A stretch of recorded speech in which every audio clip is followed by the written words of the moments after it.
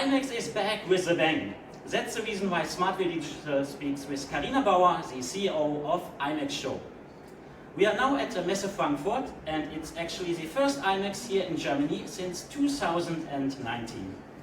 So Carina, I think the last 2 years haven't been easy for you. We are just right out of a pandemic. So what has been the biggest challenge for you that didn't let you see? Well, I would say I'm quite good at sleeping, so not too much kept me up at night. But of course, you know, the past 2 years has been very difficult for everybody in our industry, and cancelling the shows was obviously a very difficult thing to do, with some difficult decisions to make. And I think that was obviously the hardest thing that any of us faced, and having to really reinvent and relearn a lot of our business when we had to take it online. That was also incredibly challenging, but we did it, and we've learned a lot in the process.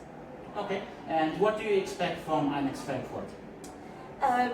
We expect really to just give the industry an opportunity to come back together, to restart, and to see itself as what it is, which is a resilient, creative industry with huge demand for in-person events, and just to really, the point of IMEX in Frankfurt is giving the industry that opportunity to restart and be successful.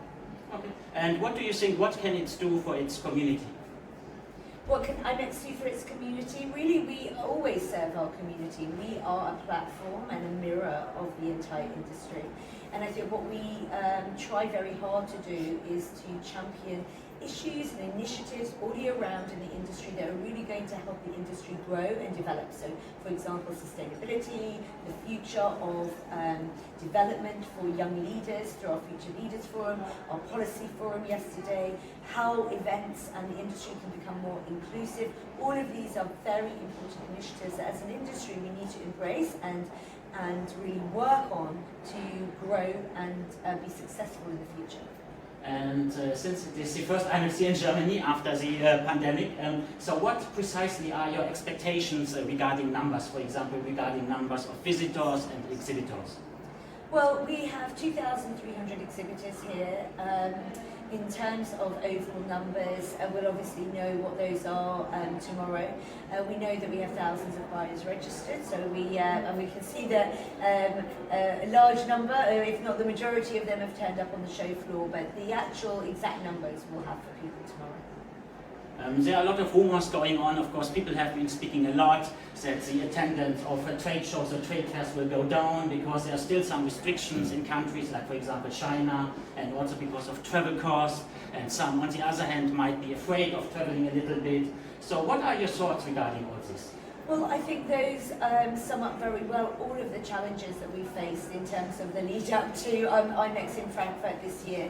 All I would say with those is that is all correct and true, but I think over time, and what we're seeing here is that those are reducing very quickly. So of course the degree of people's comfort is very much impacted in how quickly their countries have come out of lockdown. So, you know, having people from 100 countries here shows that people are very excited about travelling, but it also, people have a different comfort level as well, that's for sure. And of course, we are missing the Chinese buyers here, we are missing Russia here as well. And so, yeah, it's not an easy time for the world, but I think in the medium and long term, these kinds of issues will reduce. Okay, Carina, now I would like to have your opinion regarding a statement of the CEO of Messe Frankfurt, Mr. Matzin. Mr. Matzin, he actually said, now we can meet again, nobody is interested in digital shows anymore. So what do you think? Do you agree?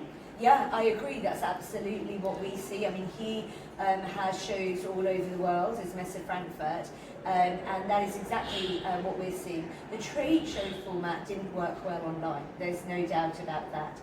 Conferences, some of them were able to pivot. Content and educational content in particular, depending on the industry, can be taught online.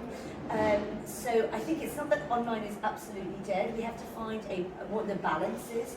But I totally agree, nobody's interested in digital trade shows. And they never were during the pandemic, so I don't see that they will be when they can come back together in person. Okay, that's interesting. You said nobody's interested in digital trade shows. Then the next question is actually, so in your opinion, what can be achieved in personal meetings, face-to-face, that can't be achieved online?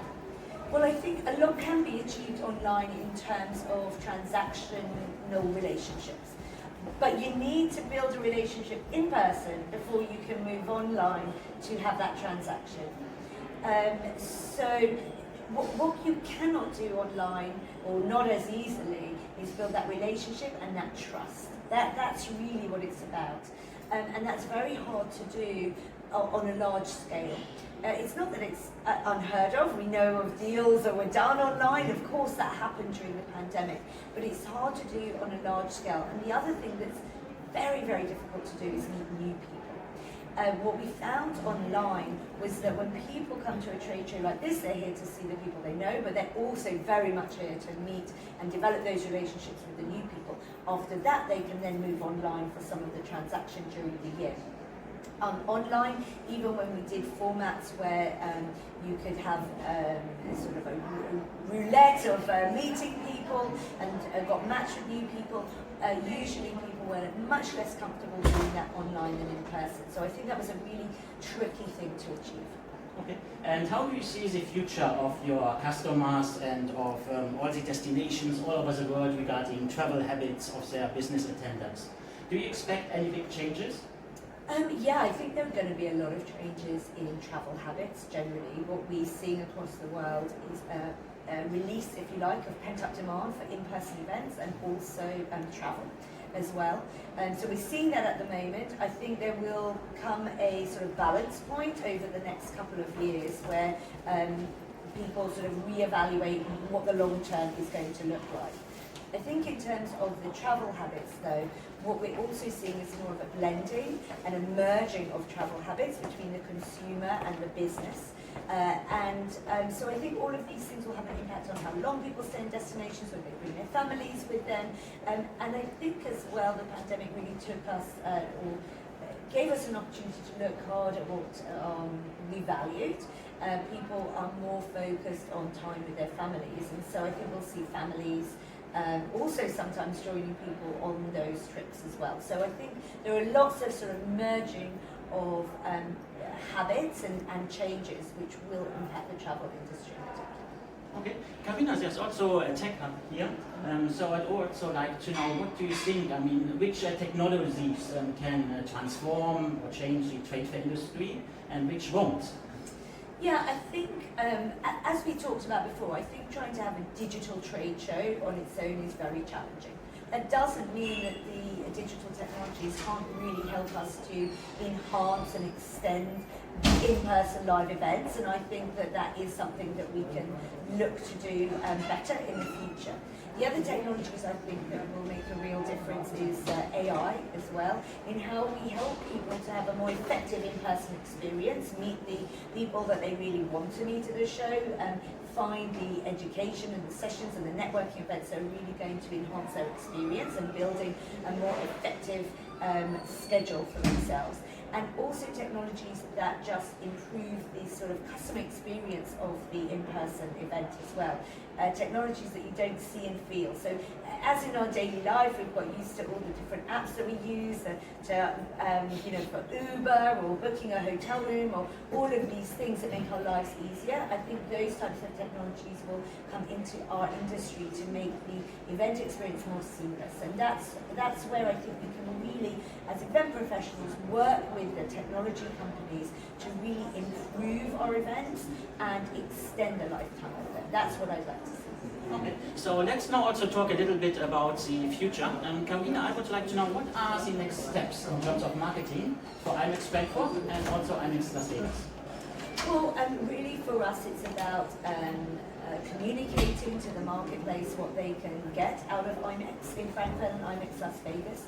Obviously they're both similar yet very different shows, different audiences, but at both of the shows you really focus on the business aspect, the networking, really outstanding and vast education experience. But I think the other thing of course is to really help people dive deeper in terms of their personal development, their professional development, and also understanding the trends like sustainability, like inclusion, that they need to learn about and embrace. And so from a marketing perspective, our job is really to communicate and explain the flexibility that we build into our programs so that people really have outstanding choice around that.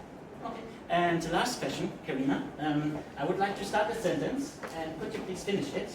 So the sentence begins with, in 5 years, IMEX or Carina will... Oh, well, IMEX or Carina, this is a very difficult one because I'm hoping we're different entities.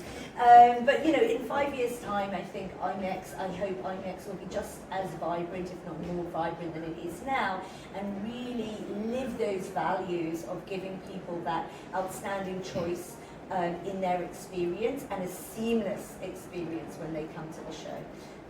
Carina, hopefully will be travelling even more than she is now because I love travel. I love the transformative experience of travel, and I love to see our clients all over the world as well. So that's what I would like to be doing. Okay, then thank you very much for this wonderful interview for smartville Digital, and I wish you all the best for the next upcoming trade shows, and enjoy traveling. Thank you very much, I will.